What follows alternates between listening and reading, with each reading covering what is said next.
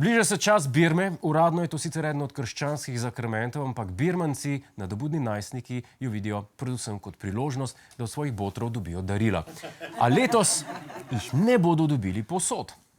V župni Beltinci lahko birmanci pozabijo na darila, saj ukinjajo birmanske botre. Glavni razlog za to pa prav obdarovanje. Župnik je ugotovil, da so birmanci vse bolj zahtevni. Če so bila nekoč birmanska darila bolj simbolična, so pred leti napredovala v kolesa, v glasbene stolpe, pol v mobitele, vespe. Zdaj se pa mulci z botri pogajajo kar za keš.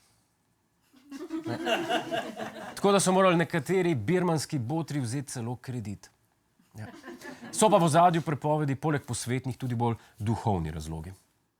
Glaven razlog, da se ukinja birmanske botre, naj bi sicer tičal v težavah pri izbiri botrov. Zakonik cerkvenega prava namreč določa, da so botri krščeni, imajo vse zakramente, so poročeni in živijo primerno veri. Botri, ki bi morali biti duhovne vodje birmancev, niso poročeni, živijo v izvenzakonskih skupnostih, istospolnih skupnostih in, pazite to, nasplošno seksajo pred poroko. Fuj!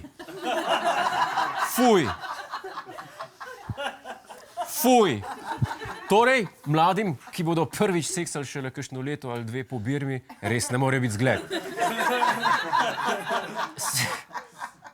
Tipičen prizor seksa. Roka, ki drži plahto. Seveda pa je ukinitev stoletne tradicije. A vi ne držite plahte med seksom? Jaz z obema rokama. Kaj sem nekaj rekel? Dost. Seveda pa je ukinitev stoletne tradicije birmanskih botrov, da v njihovih darilih niti ne govorimo, razdelila javnost. Dajmo pogledati, kaj pravijo domačini v Beltincih. Te še napravijo, kada se ženo te tudi, da je treba komu. Če je tako ne prišlo že ti. Kaj če jaz kaj to pravi? Jaz sem tako to ne da ni. Zato pa gremo kar na novo temo. Hej, preden greš, klikni tukaj in se naroči na naš YouTube kanal.